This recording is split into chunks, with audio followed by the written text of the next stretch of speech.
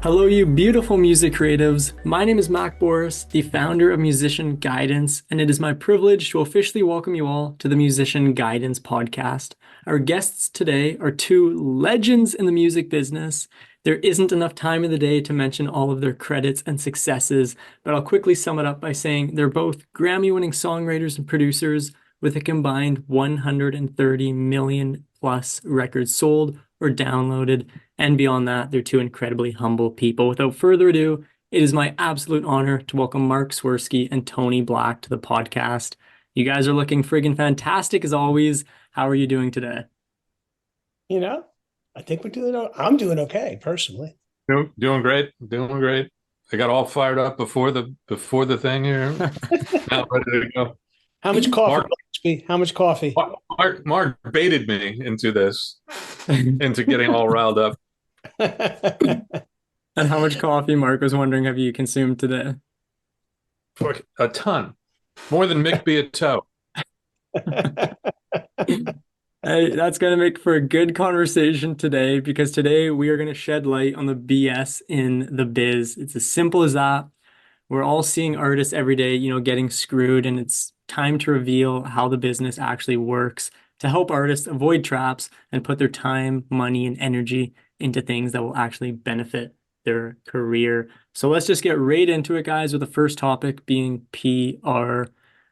Every artist and their dog nowadays is chasing these features and publications. Mark, I know you want to kind of offer your 2 cents on this. Is PR this golden ticket to success? Is it a money grab? Maybe something else? What are your thoughts on it?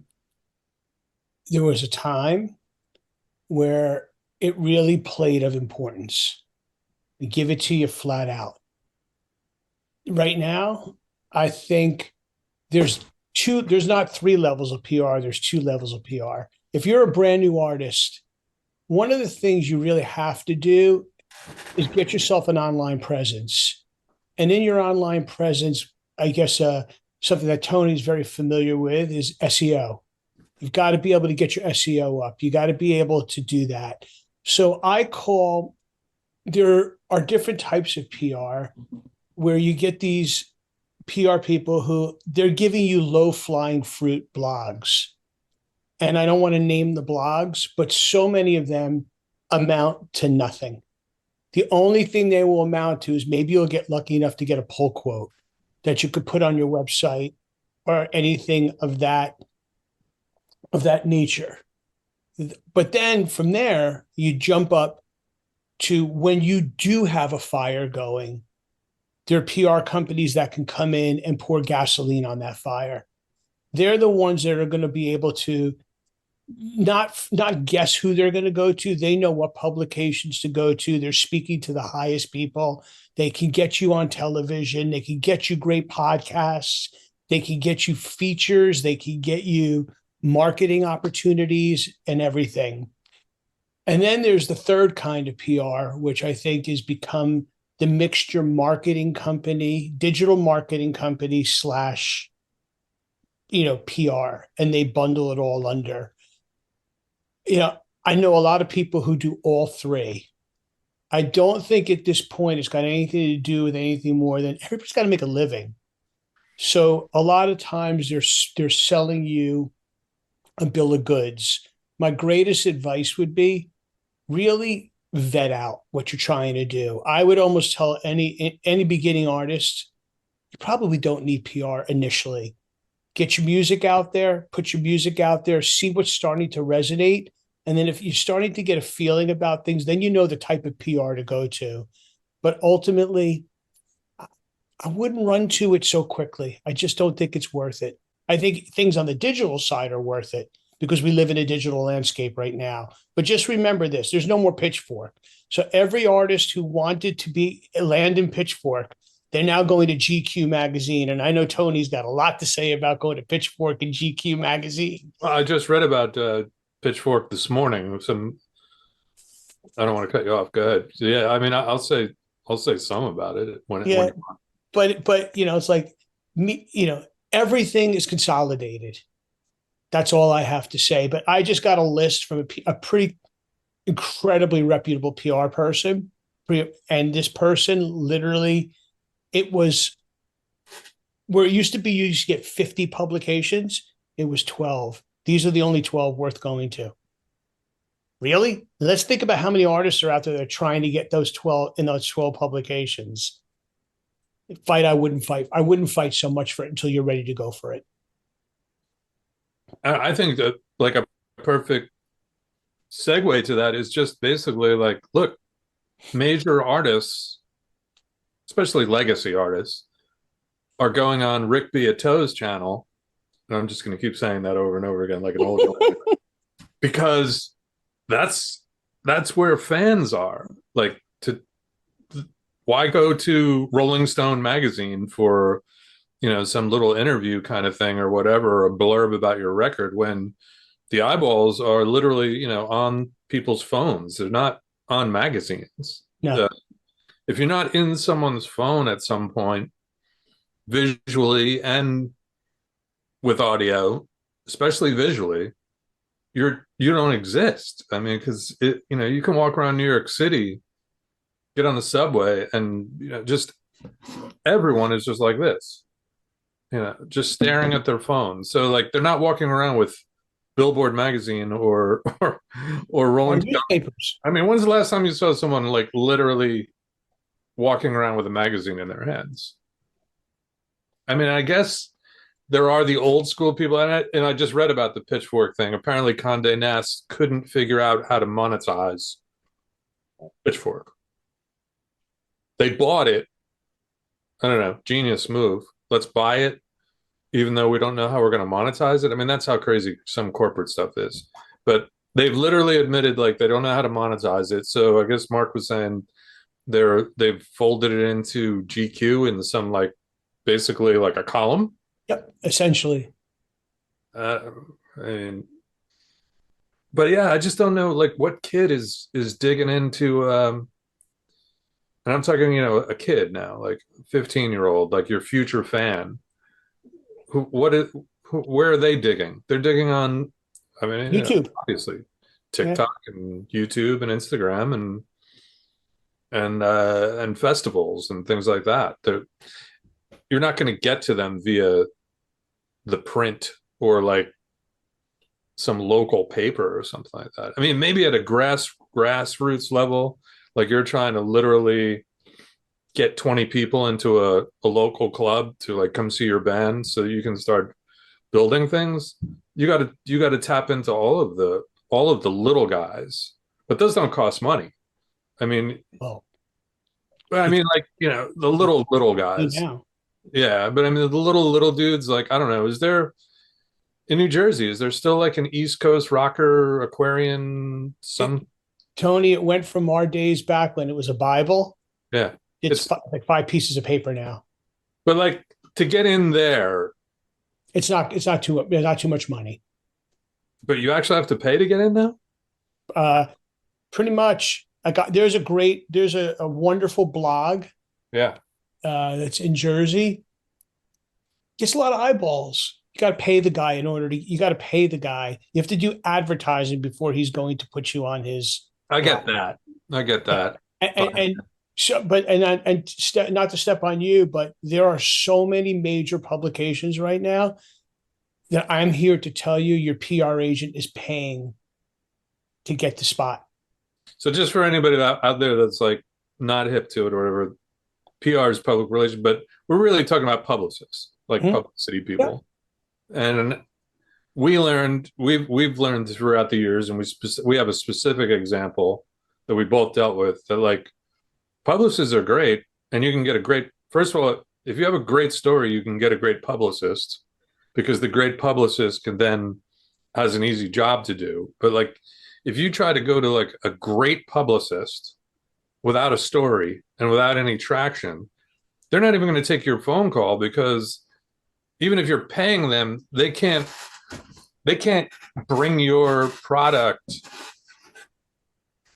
to Fox Morning or something like that and not get laughed out of the building. So there is a little bit of no matter how much you pay them, they can't like create traction for you that will get you in the door. Like we were part of this project where the girl survived the plane crash in the Hudson, and we were just happened to be working with her that week, or supposed to work with her that week. And then we worked with her like, I don't know, 2 days after the plane crash. She was at my studio with me and you, and Mark and a couple of other people specifically like made the calls, got her hooked up with a great publicist who they knew via our attorney friend, and the doors were all open. We were everywhere. We were on Reuters, we were on Larry King, CBS Morning, Fox Breakfast, where Fox and Friends, radio stations, everything. We were right in the door because About a week, story. about 1 week. And she wasn't paying anybody. No. But everybody for a week or two wanted that story because there was something there. Now, if she didn't land in the Hudson and we made the call to the top-notch publicist and said, like, hey, we want to get her on all these shows, here's $100,000, you'd be like, I still can't do it. Yep. Right. So it is a slippery slope. I have very dear friends of mine who are great PR people. I guess but I think a common thread amongst them is, why are we working harder than the artists? Why are we doing more work than the artists? They can't provide us with anything. There's no meat on the bones. Now, I don't blame them for taking a buck. I don't blame them, because everybody's got to make a living. Yeah. But honestly, if you can't supply the goods and you yourself aren't the goods, you're leaving it up to them. You're leaving them out to dry. And not only does this go for PR, this goes for any level of anything in life. I once had somebody who's very close to me saying, sometimes saying no to an artist is better than saying yes, even though you might be taking money out of your pocket, because you know what? If you don't believe in it and they're not that good, you ain't going to deliver. And it's only going to hurt you in the long run. And I've seen a lot of this in the past before. And the biggest advice I would give is vet your PR person out. Make sure it's somebody you feel like is approachable, reachable, is there for you. You almost want to become friends with them, because you have to know that their job is so hard. It's so different after COVID. They have the floodgates were open during COVID. If there was 100,000 artists then, there's 100 million artists now.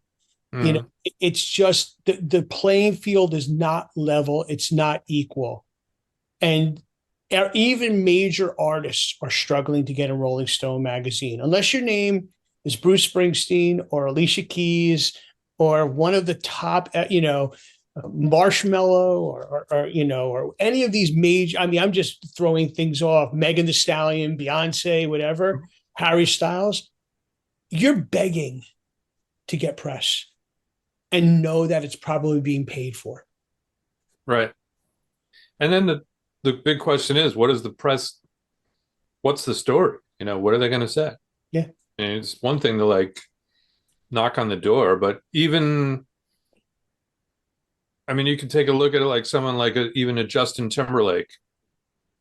When they don't have something to talk about or sell, it's not like they're getting invited to the Grammys and all these different places. It's like they just disappear. You're like, what? Hey, well, yeah, what happened to so-and-so? Like, people are going to be like, man, where did Usher come from when he does the Super Bowl? Because that is literally like they took the mothballs off of him. He's been almost invisible. He's got a record. He's got a record drop in. They are providing all this. They're providing the story. Yes. And everybody wants a bite of the apple right now. I mean, listen, do you think it's a coincidence that Justin Timberlake is dropping his single now? Do you think it's a coincidence? No, it's not. Right. Very well manufactured. It's Grammy time. He's going to end up on the Grammys.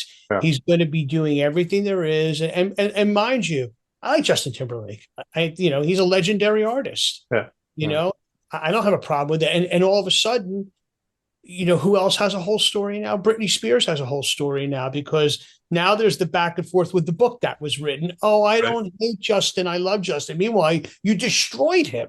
Yeah, yeah. But it's like everything has so many layers to it.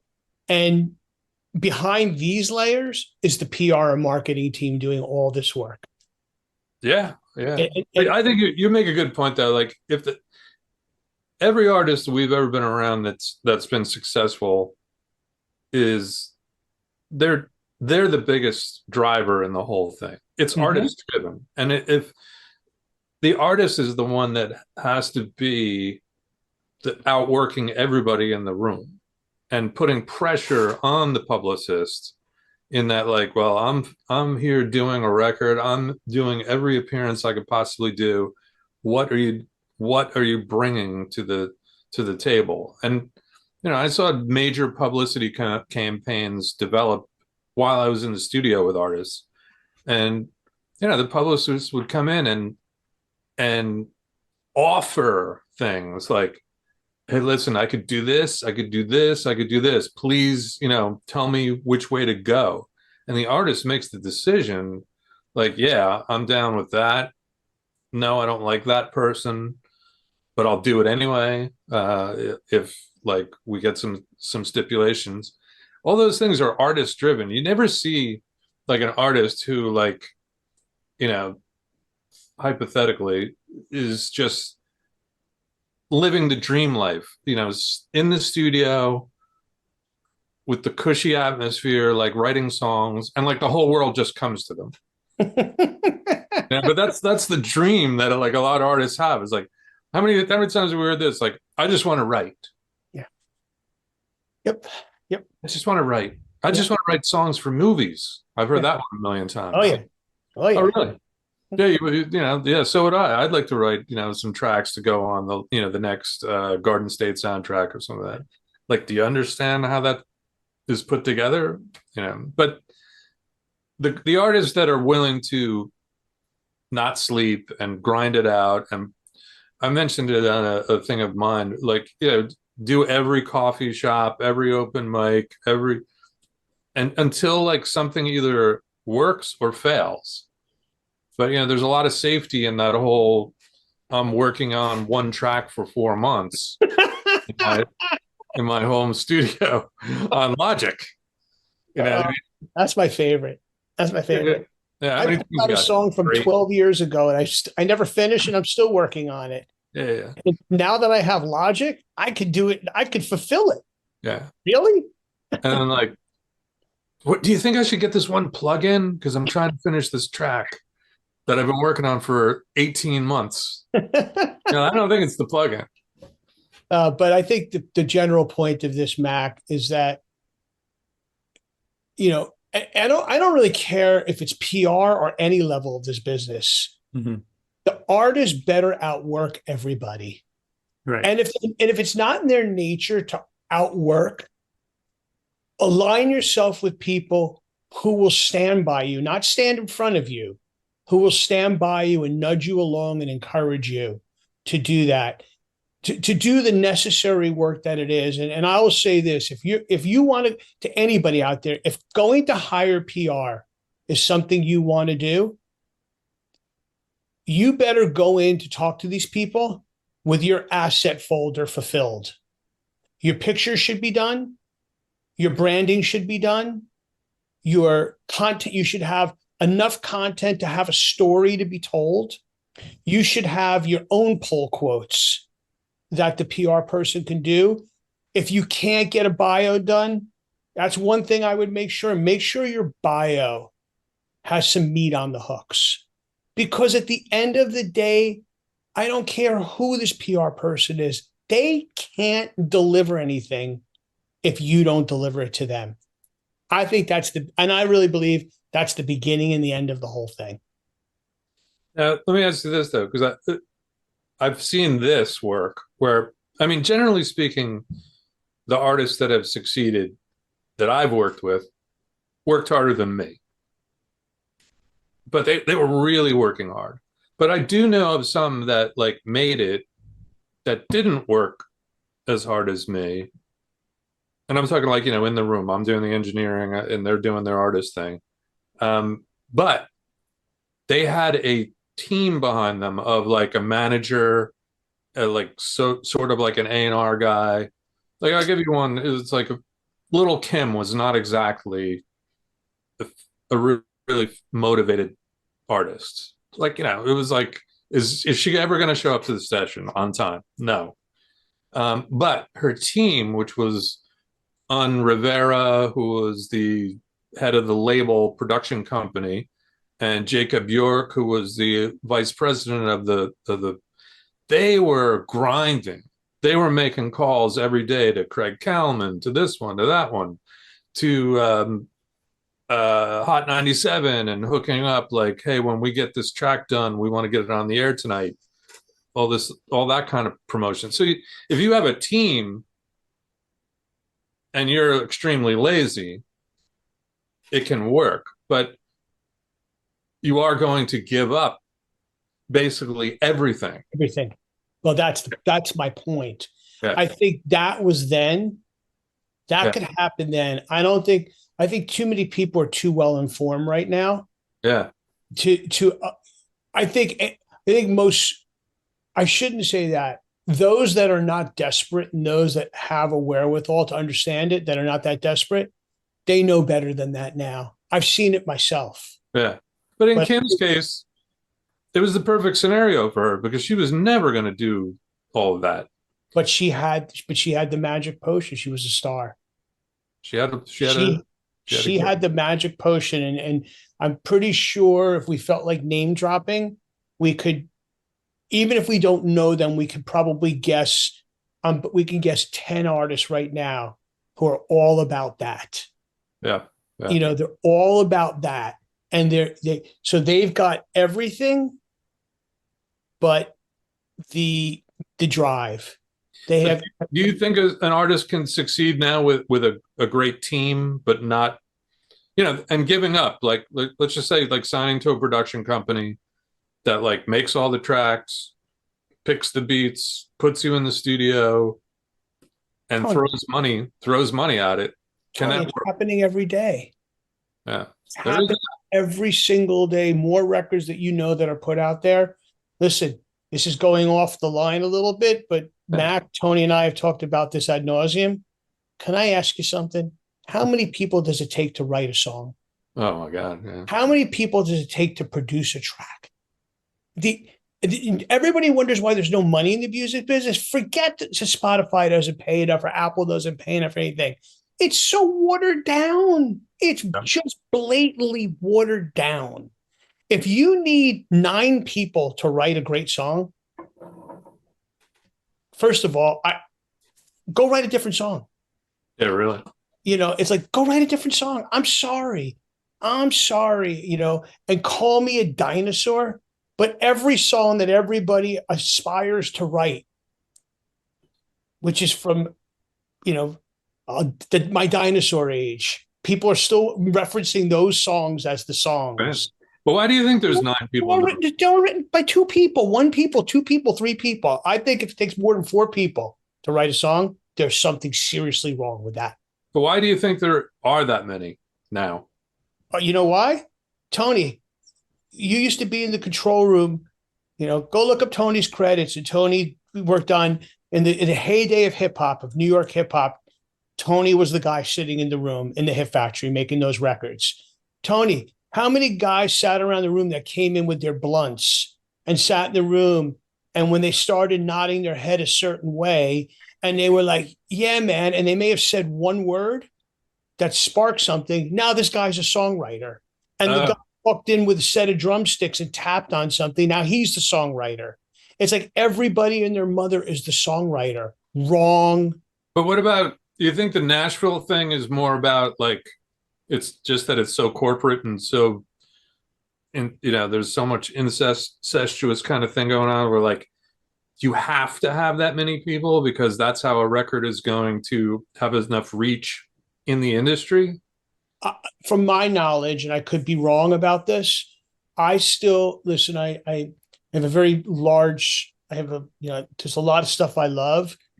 I think that if you go into the country world, you still only see, maybe at the most, you'll see 4 writers. It's usually, a lot of those hit Nashville records are 3 writers.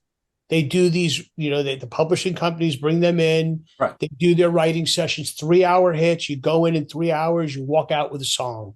Right. And that's going on day and night in Nashville, day and night. But a very great friend of mine, who I think is going to have a huge record this year, he came from Australia, and they threw him in to write with everybody. And at the end of the day, it actually destroyed him, because he was a true artist. Yeah. And he and I wrote something that was going to be the linchpin of his new record. And it turned out. Is that the dude I met that came to New York and played? Yeah. Okay. And it turned out that he made, he ended up calling me up and saying, Mark, I had to write this record myself. I needed to go back to that. Because at the end of the day, he didn't want to be influenced by 50,000 people and have to be, and all these things. I think it was destroying his spirit. And I think that, publishers will take you and throw you in a room with people because they want you in the room with their writers. Well, it makes sense. It's all about money. Well, at the end of the day, it is all about money. And again, Mac, I know we're going off topic, and this is probably what you wanted. I'm not we go off the rails every morning, practically. This is a daily occurrence. What was the daily? At least 4 days a week with Tony and I. Yeah. 4 days a week. Yeah. But I think at the end of the day, to bring it just back to PR, be an artist, do your thing. If you can't, fess up to it, but at the end of the day, can money buy you anything? I think it's been proven that money buys a lot. But I think the goal to any artist, and Mac, I know you'll agree to this, and Tony, I know you agree to this, you want to be sticky. You want what you do to be sticky. You want people to believe it. And if it's false, and Tony knows too many artists that are false, and we talk about it all the time. If it's false, more than anything before, people know it. People smell it, they know it, and they can call it out in not the nicest way in the world. And before the internet, you could talk behind anybody's back and say anything you wanted to say, and it didn't. I never did that. What? I never talked about it. But now you can't get away with it. People need the truth. For me to end the PR thing, give your PR person the truth. If they believe it, like in any business in the world, they will be able to sell it. If they can't sell it, it's just one big fat lie. Yeah. Yeah. I mean, you could always look at the example of like Paris Hilton. I mean, they put a ton of money behind that, and she was really famous at the time, especially. And her record, back in the days when you could actually sell 1 million records, she sold like 8,000 copies. Like, you can't really fool people brutally. But I think there are a lot of artists that are out there that like to throw that out there. Like, well, if I just had publicity and if I just had money behind me, I would, everyone would love me. It doesn't really work that way. It's the good stuff will find its way, and the artists that really churn it out, somehow miraculously they appear.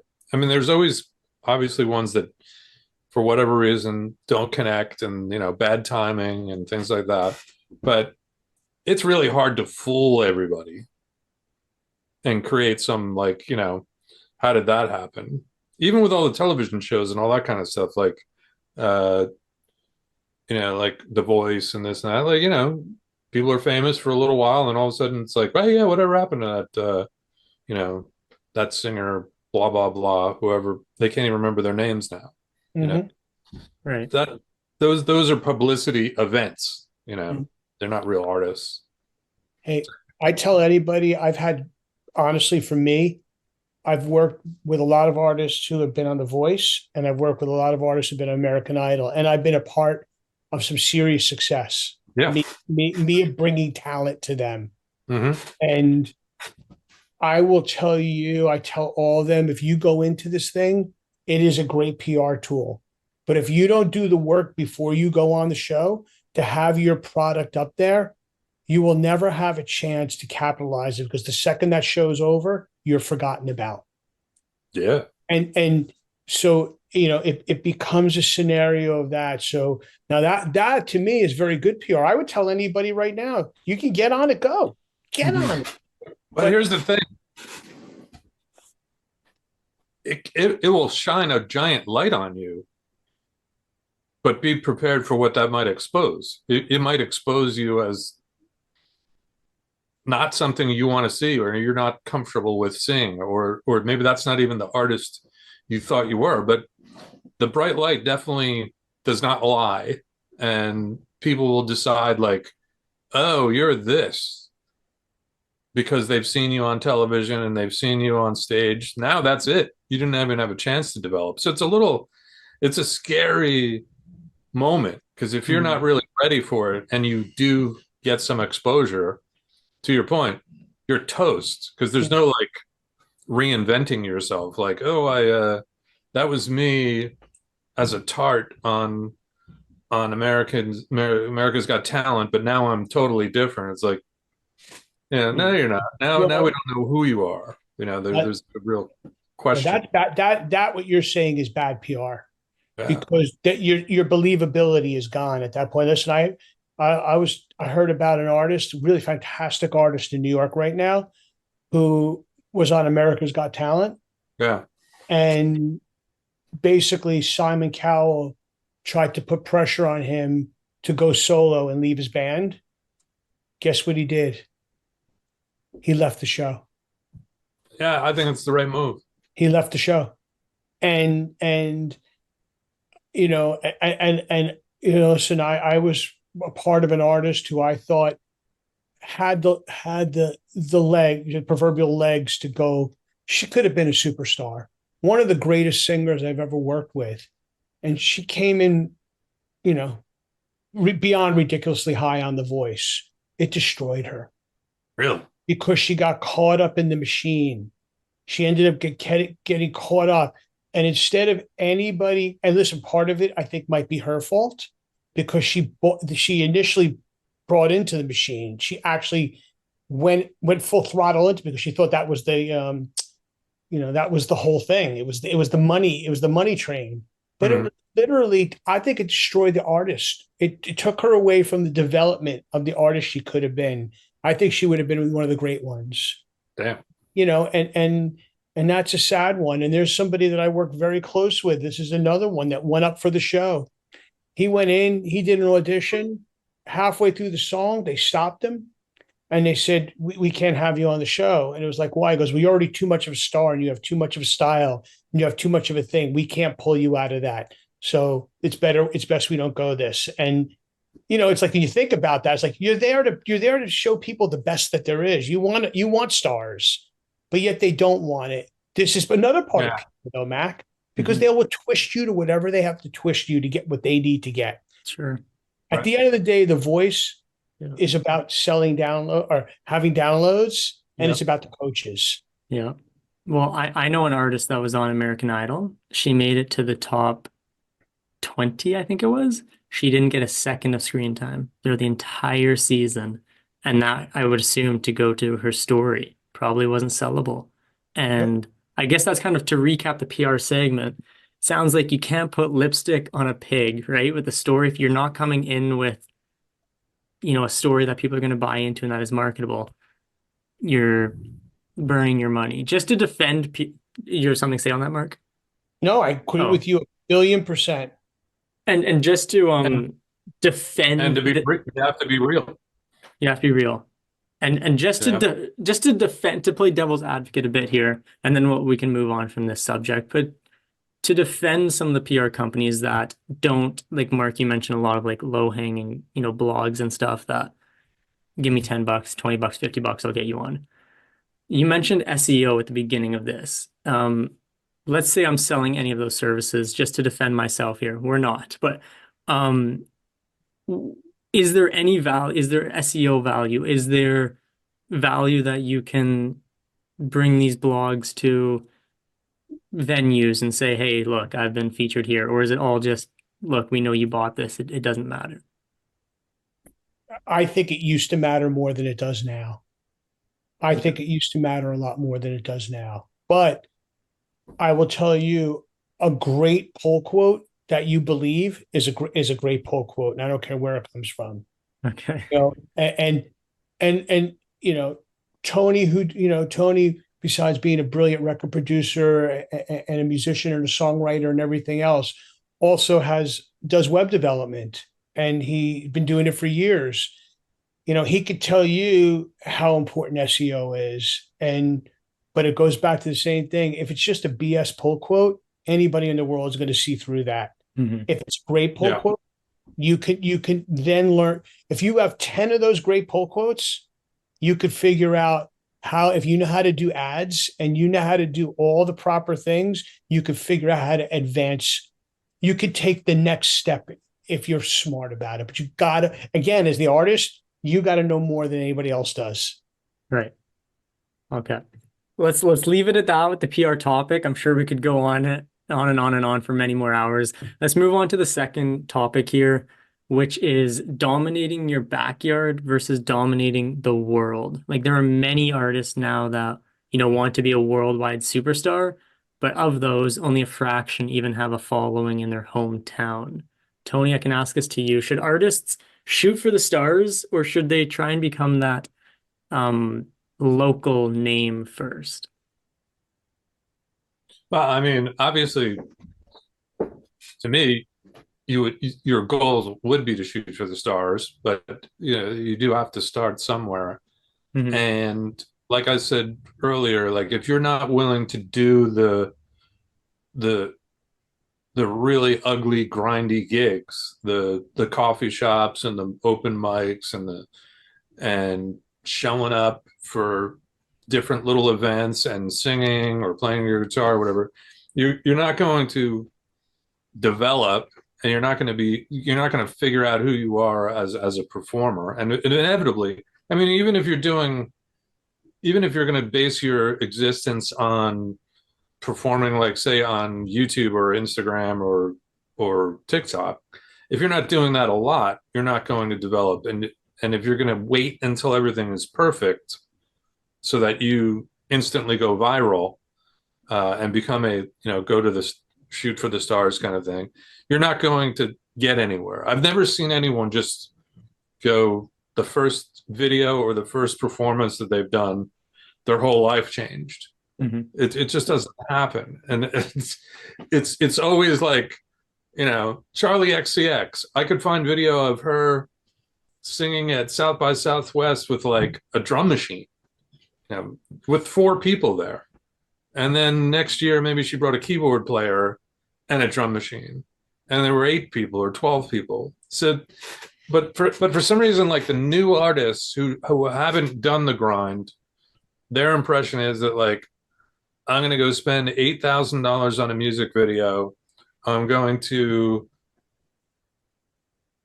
book a club and like paper the place with all my friends, and like the world is just going to come to me, and I'm just going to be a gigantic star, and my YouTube hits are just going to go off the charts.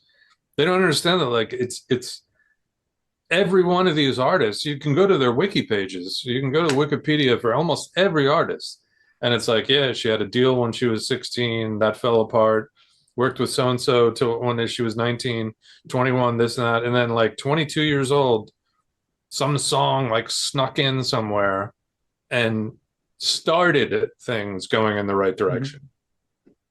How many are that way? Almost all of them. Mm-hmm. How many are the other way? Almost none. I mean, I can't even think of one that like just came out of nowhere. You, Mark? No, I mean, listen, I've again, I know a few of who you're talking about. I know the stories, and I've been a part of those stories as well. I will tell you, beat your back, own your backyard. Just own your backyard. And if you're lucky enough on that one backyard show that you've got a line outside the club waiting to get in, That's when you want to figure out how to videotape it and get pictures of it and figure out how to maybe get some interviews and ask people why they're there. And that will start a fire.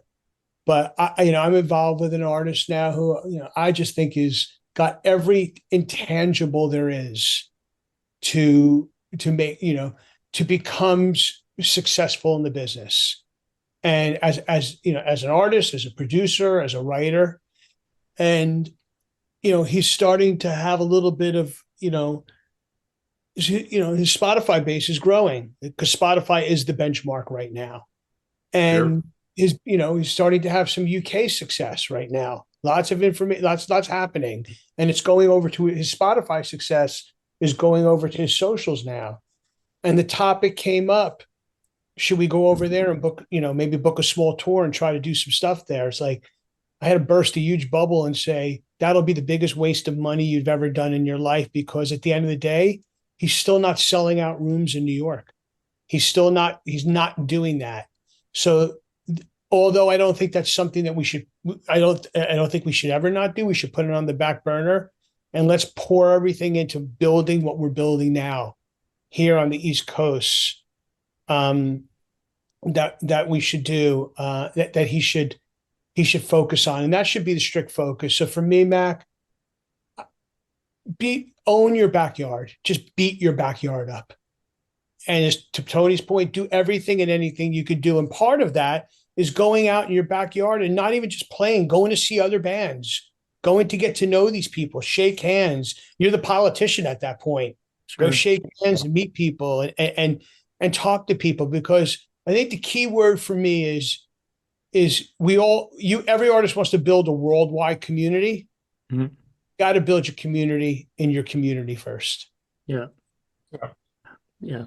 100%. I mean, like, I put out a post today where it's like kind of relating to this. Like, if you want 1,000 followers, just go and meet 1,000 people. Mm-hmm. And similar to what you're saying there, I agree with that. Let me play devil's advocate again here. So let's say you're from, and I hear this excuse a lot, and that's what I deem it to be, an excuse. Maybe there's some validity to it, so I'll put it out there. I live in a small city and people here don't like my music. Stuff like that I hear all the time. I'm sure you guys hear it too. Is it an excuse? Is there some validity to it? Should they maybe start in a city, like let's say me, for example, in Winnipeg. Winnipeg is a decent music scene. There's some decent connections here. There's not a lot. Why is there any benefit to, instead of focusing on Winnipeg, my backyard, focus on another city that's a little bigger, but still one city, so you're not branching out too much, but rather than Winnipeg, focusing on like New York, for example, New York City? You asking me this? Sure.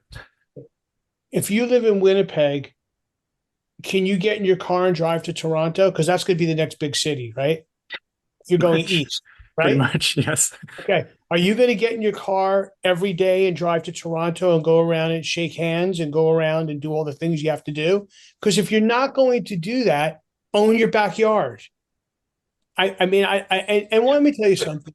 I hate the excuse, because that means you're not putting yourself in front of the right people.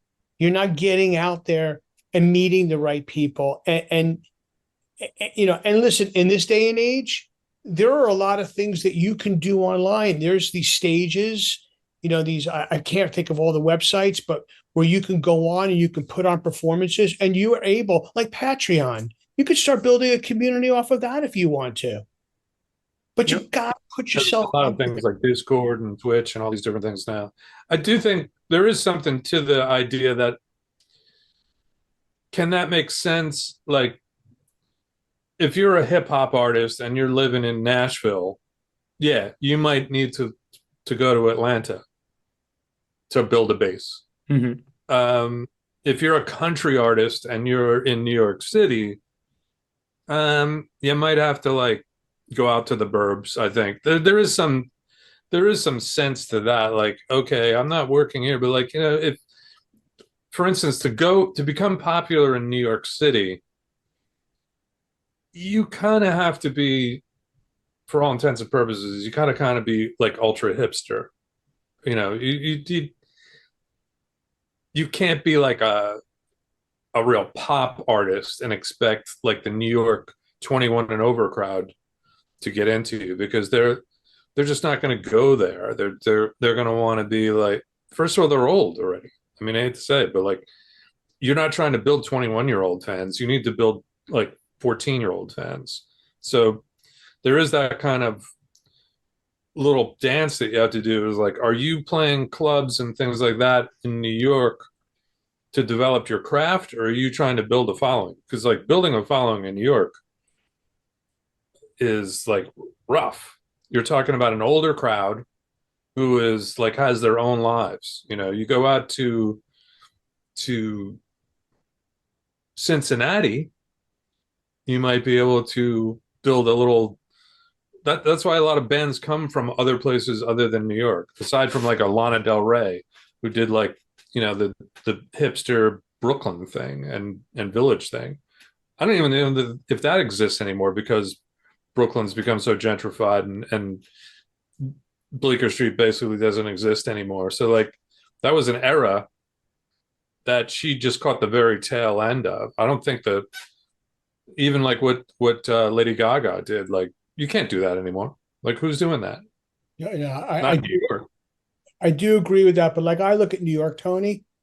If I lived in New York and Yeah, I was a New York-based artist, the one thing I do know is that you can drive across the bridge to Jersey City or Hoboken, and there's great clubs there. You can right. drive, you could go into Brooklyn and play a couple clubs. There's a couple clubs in Queens. You can go up to Connecticut and Yeah. play a couple clubs in Connecticut. You could drive as far south as Asbury Park, New Jersey. You can even go to Philadelphia. You can even go to No doubt. Washington, D.C. These are all one night drives. You Yeah, could do that and build a community off of that. But what you shouldn't do is go is say, okay, well, it's not happening, it's not happening here, so I'm going to give up. I mean, there's ways around things, yeah. but if I lived in Winnipeg, Mac, and I was having a hard time in the city of Winnipeg, I might go outside of Winnipeg and see if there's some other places you could do. Stop, but it's like the only thing. The definition of insanity is keep doing the same thing over and over and over again. You got to try Right. some different things. But let's just take a quick step back. Look at the Strokes, Yeah, quintessential Lower East Side band, quintessential of our modern era. They didn't sure. break New York. They broke in the UK. Yeah, They yeah. broke in the UK.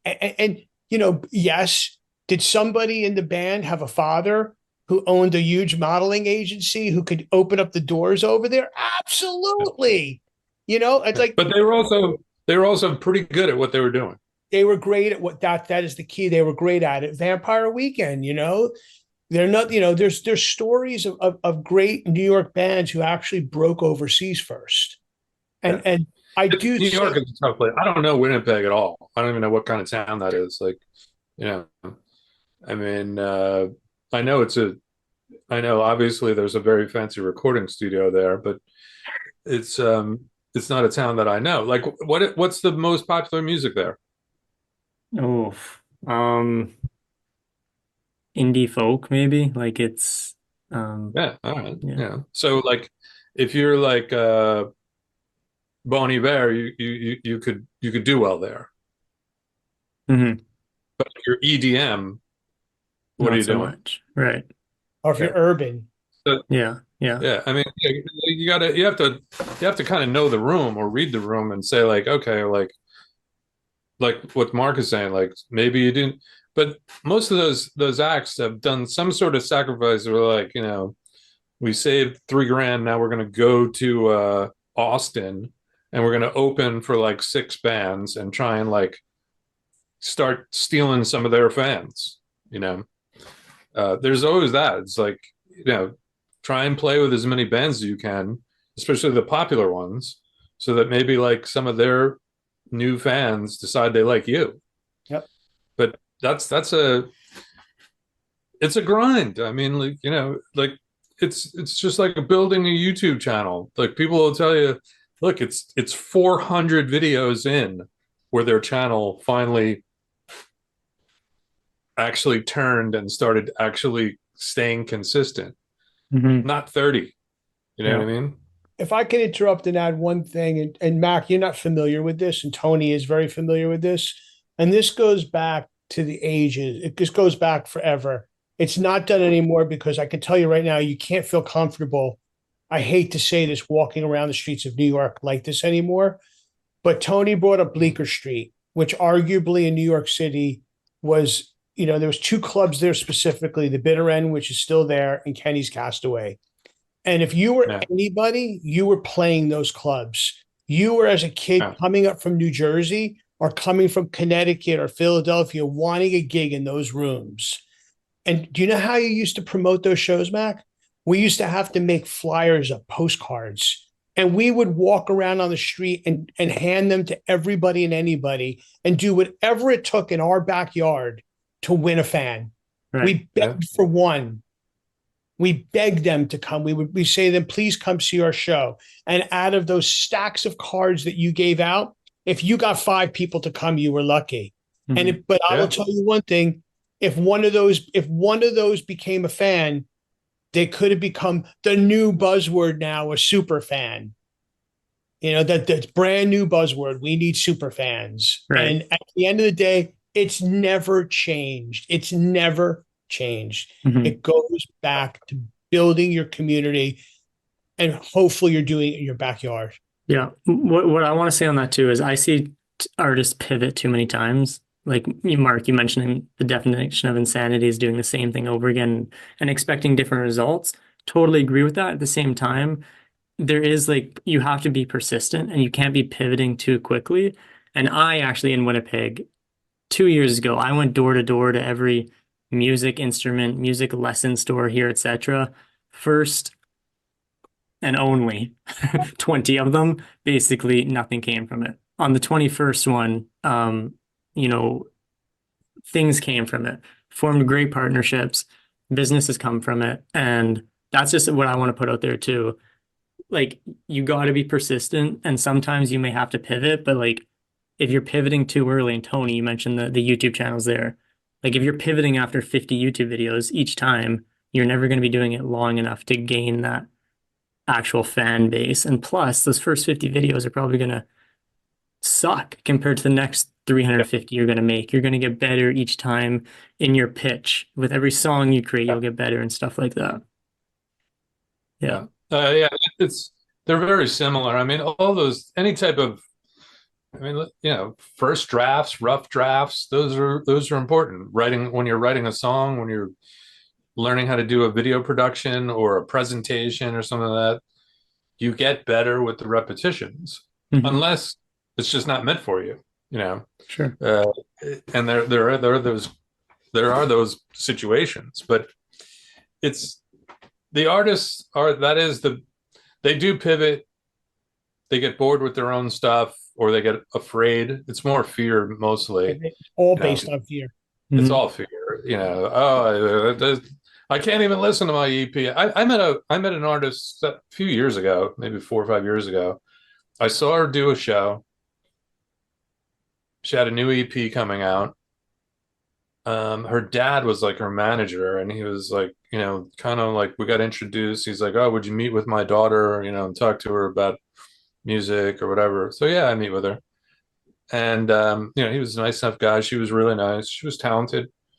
We sit down in Union Square, like having a coffee, and I was like, so what's going on right now? You got a new EP coming out, like, next week, I guess, right?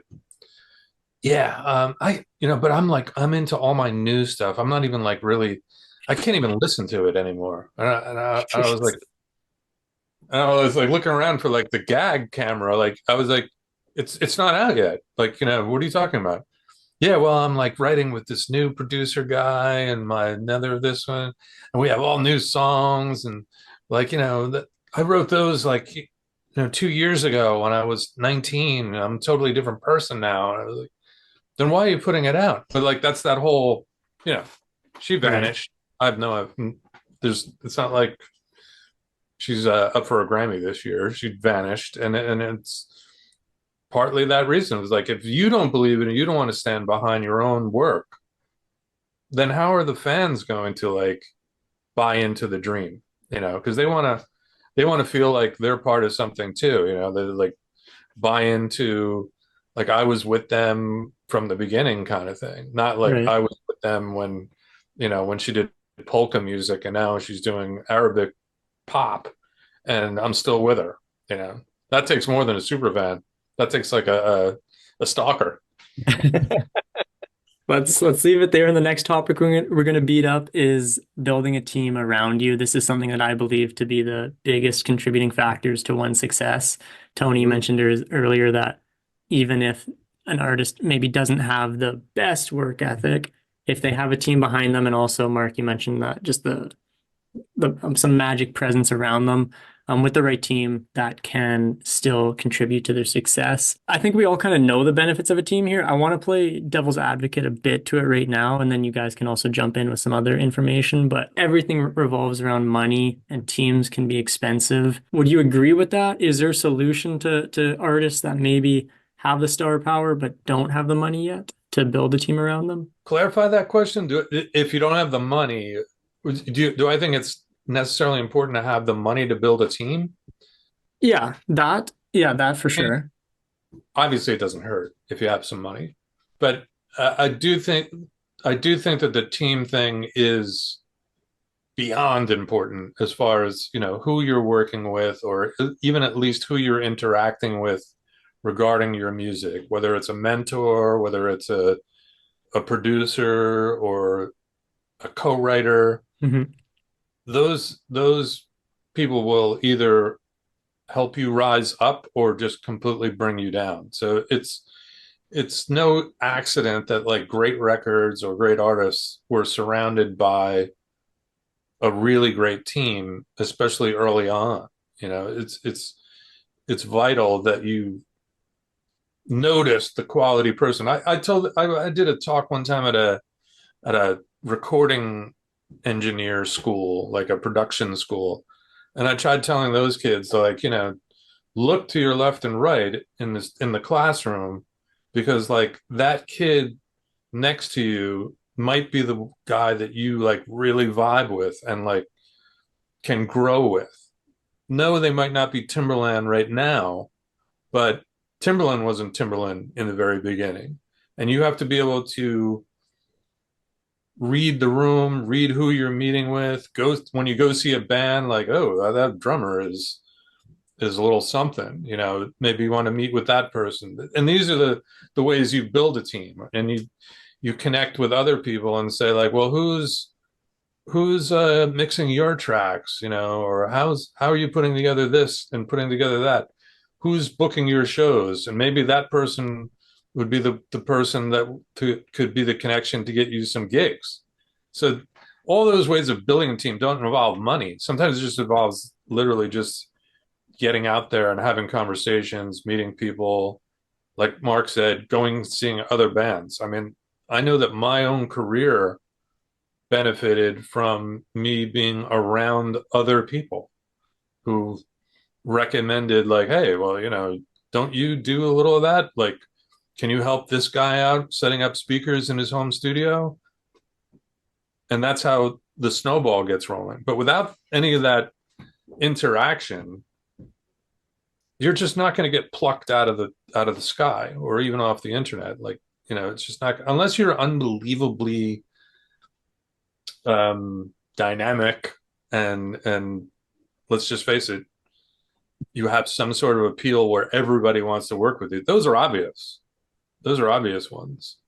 But you need to be interacting, connecting, meeting people, knowing people, associations. I mean, that's the way it is. It's all about connections in a lot of ways, right, Mark? I agree with that 100%. And Tony, you and I have been part of this for way too many years. The hardest thing I think about building a team is people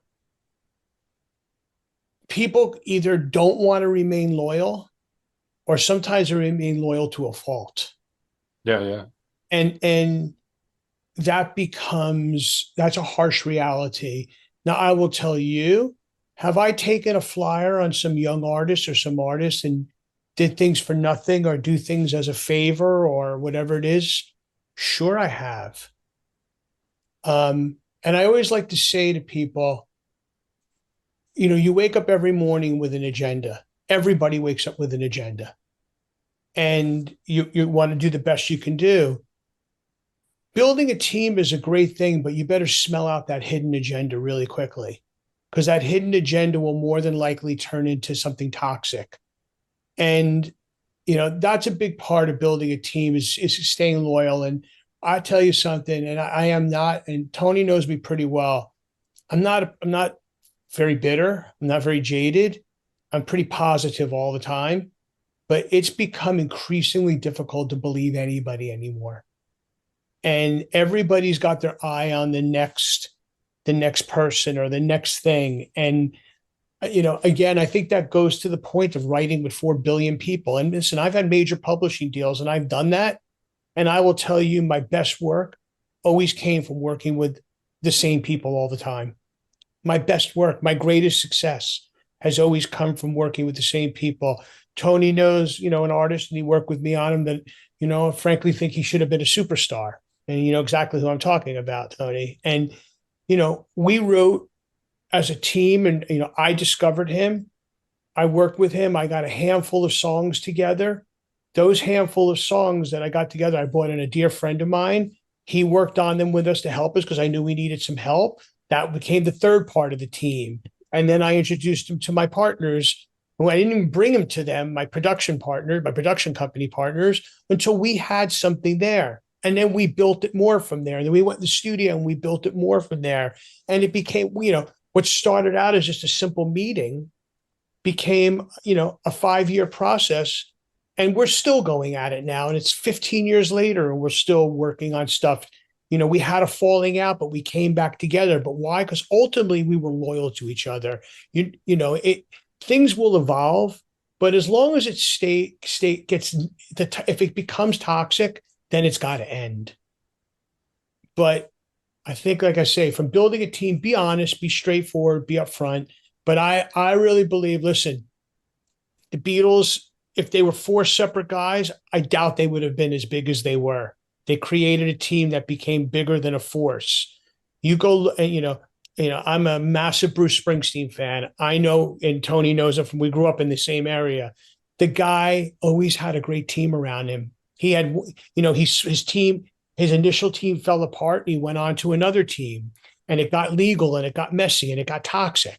But it all worked out. But many years later, they're all friendly because it was just business. And I think that's the thing. People take it too personally. But I'll say something. There's one artist out there, I will not name her name. She's about as big as they come.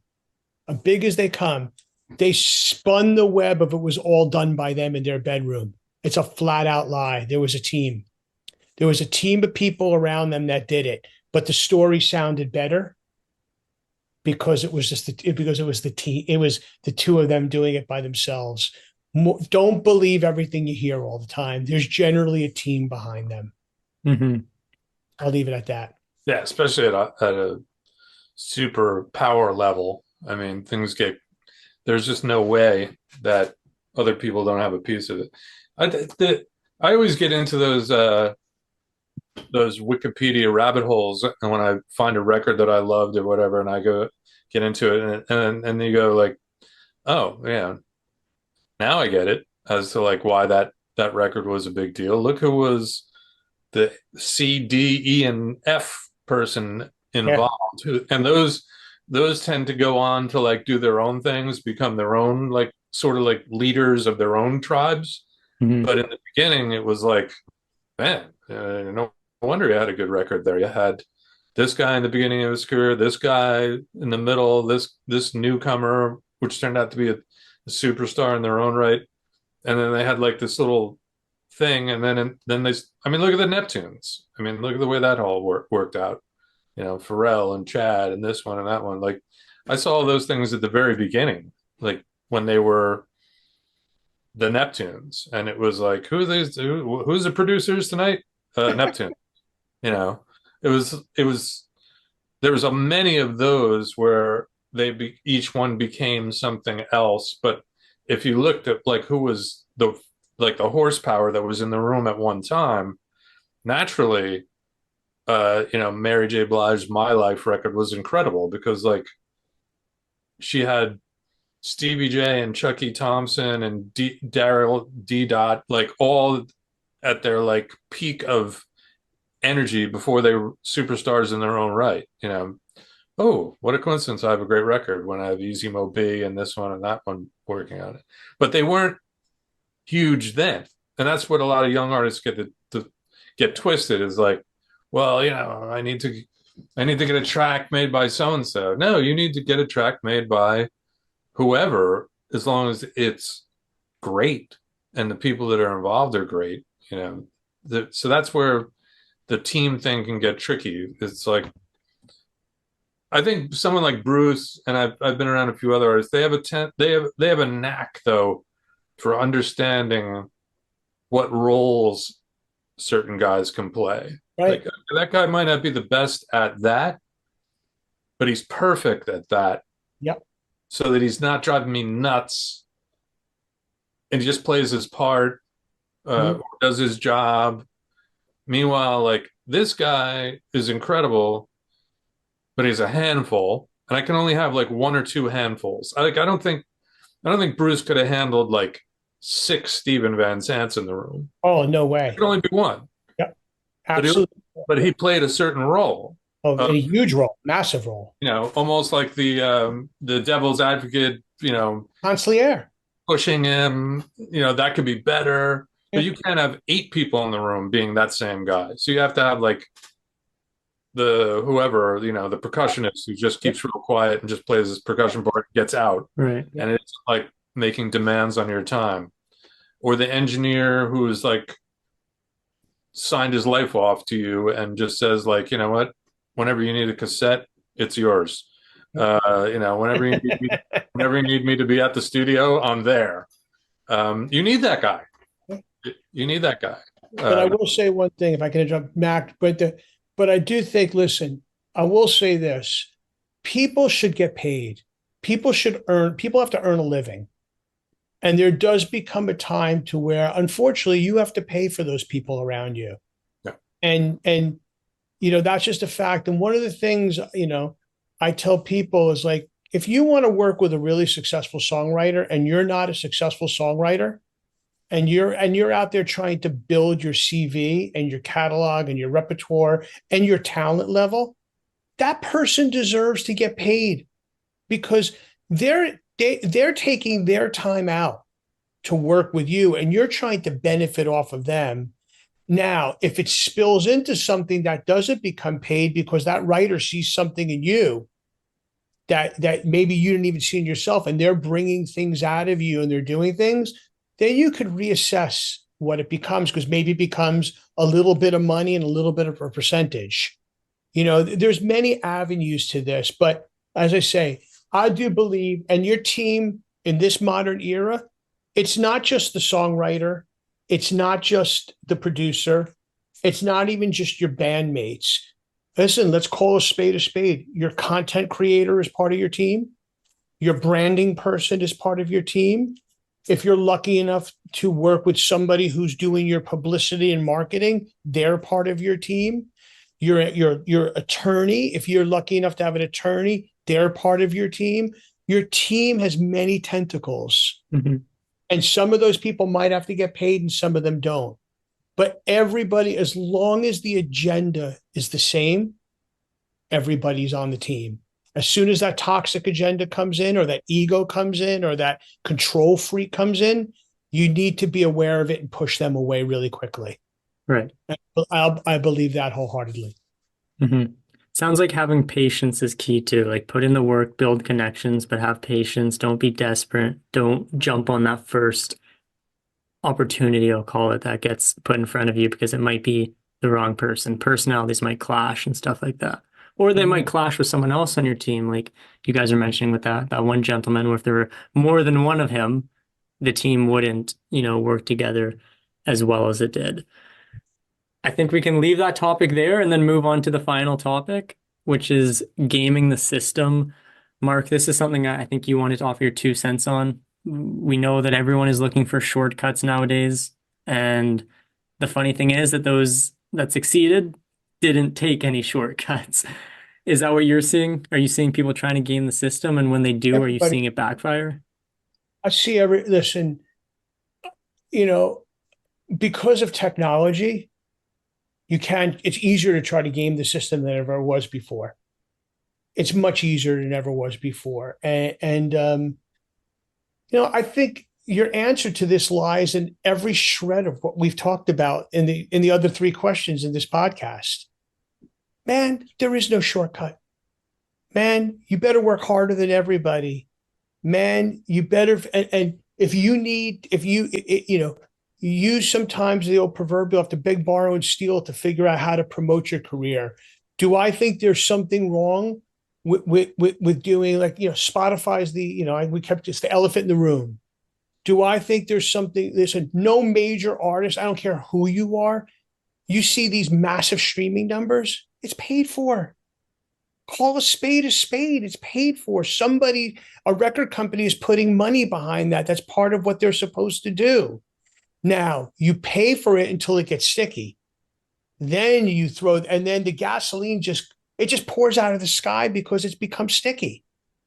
And then you don't have to pay for it anymore. Then the investment's coming back to you. I mean, it goes back to the hills. I mean, it's like, listen, the old expression was at Columbia Records for years.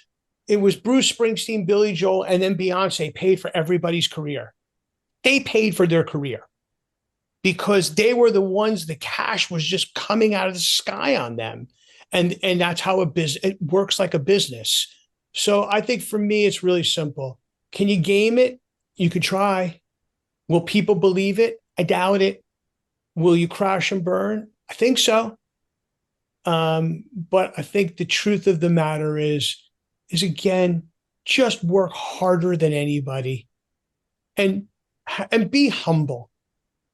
Everybody's got a little bit of that, megalomaniac, egomaniac in them. Listen, you're not going to become a star unless you have that. Tony's the king of it, by the way.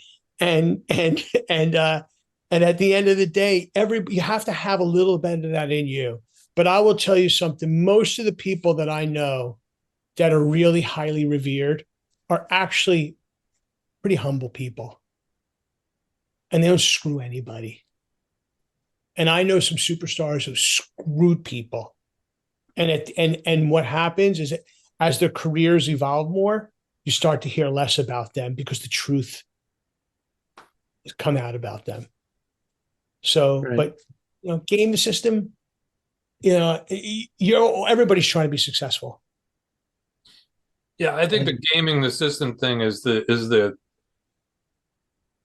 definitely a dangerous area for an artist to go near because that tends to be when they meet the person that's like selling the dream, and then talking them into, you need to give me 20 grand for this, and you need to give me 20 grand for that, and this is gonna work. This is the way it's gonna be for you, and blah blah blah. If you're looking to game the system, you're going to find all of the charlatans that are out there. And you're talking about just like any other business, there's a dangerous crew out there. Even in the PR game, there's a dangerous crew out there. There are giant media companies in New York now. Like one of the guys is, let's just say, the face of the company, and all he does is sell the dream. I never really see like the exact products that he breaks or helps breaks, but he's constantly doing YouTube videos and conferences and speeches talking about everything you should do and do this and do that, and you should be on TikTok 65,000 times a day. It's all free, like. But meanwhile, if you really scrape it away, it's like, wait a minute, all this guy's doing is selling the dream, not delivering the dream. He's never bringing like someone up on stage who he says like, and this is the guy who owns the company that my company did all the publicity for and launched it.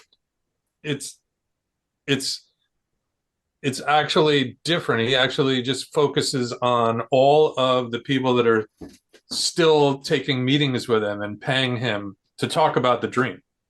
I think you kind of know who I'm talking about. He's pretty famous, but there's a bunch of those guys out there, and there's guys in the music business that are just the same exact thing, where they'll talk you into the idea that you could game the system, but they don't know how to game. They can't game the system. The only game that they've done is they've run game on artists and run game on, you know, their parents to like chuck another 10 grand at them and 20 grand at them. It's there's no replacing connecting with the audience, even if it's shockingly like by doing shit, you know, like doing a YouTube video or whatever. It's no coincidence that like, you know, these people that like have something that connects with people, what connects with fans, it's unstoppable. You know, it's like, how did that girl get 125,000 views? Well, I mean, just listen to her and look at her. I mean, there's something going on there. And then a whole bunch of people will get involved and like push it forward. You know, then the machine will, which the miraculously there'll be a machine door that will open and this person will walk through. But there's nobody that games it and then so like the perfect example is like the girls who do cover tunes on YouTube and get like 1 million views, but they cannot get any traction anywhere else. You know, it's like they don't even understand. They're like, wait, when I do a cover of Olivia Rodrigo, I get 1 million views, but when I do one of my own, when I talk about doing one of my own songs in the studio, I get 11 because you can't game it. You can't trick the people. They know what they want from you, and you just gave it to them. They want you to sing Olivia Rodrigo tunes and make believe you're singing it live while you're lip syncing it. But it's all part of the thing where those are the people that think like, well, if I just build up a huge following, and then the numbers will just take care of themselves. Well, they just don't. You have to be good. Right. I think that sums it up. And listen, good is subjective. Good is, whatever it is. But listen, I always like to say, if you don't believe that what you're doing is great, then why are you doing it at all? But at the end of the day, you need to be objective, and you need to know. I'll give a perfect example, and Tony knows this of me very well. If I'm part of a project and I am a songwriter on the project, I will never produce it all by myself. I will always have somebody there for me because I don't have objectivity. I can't be objective for the artist, and I can't be objective to myself because it's my song. So I think that's the thing. You need to be objective about things, and but as the key word Tony said before is there's way more charlatans out there now than there are real people, and because of technology, because of the worldwide intraweb, the amount of lies that are out there far supersede the amount of truth that's going on out there. And it goes back to, why do you need 9 writers on a song? Because everybody can BS their way through it because they were sitting in a room or they were sweeping the floor. Let me tell you something, Mac, and Tony can attest to this more than anything. People have gone on to very serious careers working with very serious artists, and they were nothing but coffee getters because they were in the room at the same time. And they managed to spin that word into being something much more than they are. Right. Oh, yeah. And then, but what they don't realize is that the people that were in the room with them actually know it's nothing but a lie. Yeah. It's nothing but a lie. And the horrible part about it is those people never give back to the people that give them their break. They are takers, and they are users. So again, that all goes back to it. Go on, game the system, game it, go on. You might have something, but it's that old cliche that's been floating around forever. Karma is a bitch. Yeah. Yeah. You got at the end, it's, if you're an imposter, you're the one that's got to live with it, and deal with that whole thing. That's a tricky spot. Yeah. It's not an easy game. There Yeah. is no system to the game. I mean, look, you have a YouTube channel. I'm dabbling in it. I've watched some of the videos. Like, why would if you know how to get 1 million subscribers in 3 weeks, like why are you telling me how to do it as opposed to you doing it? Right. But like, but really, they're getting 1 million subscribers because they're catering to the 7 million people out there that want 1 million subscribers. So that's the selling the dream thing.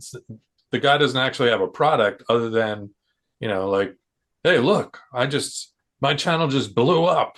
Well, with clickbait like that says, you know, with zero effort, you can get 1 million subscribers in 3 weeks. You're going to get like a lot of hits, but where's the substance? And if Right. you're evil and you're a charlatan and you start, taking people's money for counseling, and saying like, oh, I'll talk to you about how to like, let me see what's wrong with your channel. That's the same thing with artists. Let me send me some of your tunes and I'll tell you what's wrong with them. I'm not going to tell you everything is right because that's just not part of the game plan. But like, I'm going to tell you everything that's wrong. So one Well, thing I'm going to go into on my own channel next week is like how to, Mark, you can relate to this. Like, is there anything worse than playing music for someone or like a product that you're working on and them not understanding like what kind of feedback you're looking for? It's like a disaster. It's sort of like the perfect example would be like, hey, like, oh yeah, hey, you bump into somebody down the hall at a studio and you're like, what are you working on? Oh, I'm working on this. Come in. Oh, let me hear it. Like, I'd love to hear what you're doing. You hit play. And like 30 seconds in there, like, you should put a kick drum over here. Like, dude, I didn't invite you in here to like, that. But like, we're on a tangent here, but I'm like that's part of like the whole charlatan thing is like they can't resist digging in. Right. Guys, I think we'll leave it there. It's been an absolute pleasure. Just before I conclude this episode, I'd like just to quickly to hear from each of you for one final piece of advice of truth about the business. We'll keep it to like 30 seconds to a minute. Mark, we can start with yourself. everybody, I've known Mac for a long time. If you're trying to find the truth, you're trying to find somebody that's not a charlatan, and you're trying to find somebody that's trying to actually help you in the music business, subscribe to musiciansguidance.com. He is here to help. He is part of, I think, the positive future of the business. I'm just going to leave it at that. Appreciate it, Mark. Tony? It's quite an endorsement there. Yeah, I mean, I appreciate the time that we've had. I mean, this is amazing. I always get into this kind of thing, and what you're doing is, kudos to you because I can feel that you're genuine about like, wanting to learn and help musicians learn, and the whole musicians guidance concept. There aren't a lot of honest platforms out there, so like I think what you're doing is cool. I can feel that you're not a giant shill. You're not, throwing all that kind of jibber jabber out there, making it about selling something. But in that same regard, I think, yeah, people should subscribe to your thing and give you some views and watch things as you go along. I mean, you're a young dude out there in Winnipeg, and you're probably not long from now, more things will be escalating, and I could see your career doing well. And maybe you'll have one of those rooms behind you for Hey, you know I'm painting right now. I'm building a okay. studio behind me, but I really appreciate the kind words, We could guys. all hope to be the next Rick Beato. It's the moral of the story. Guys, I appreciate your time. In the Thank you, meantime, Mac. though, that is going to conclude this episode. Until next time, I've been Mac, that's been Mark and Tony, and you've been amazing. Take care and keep making Cheers, music. guys.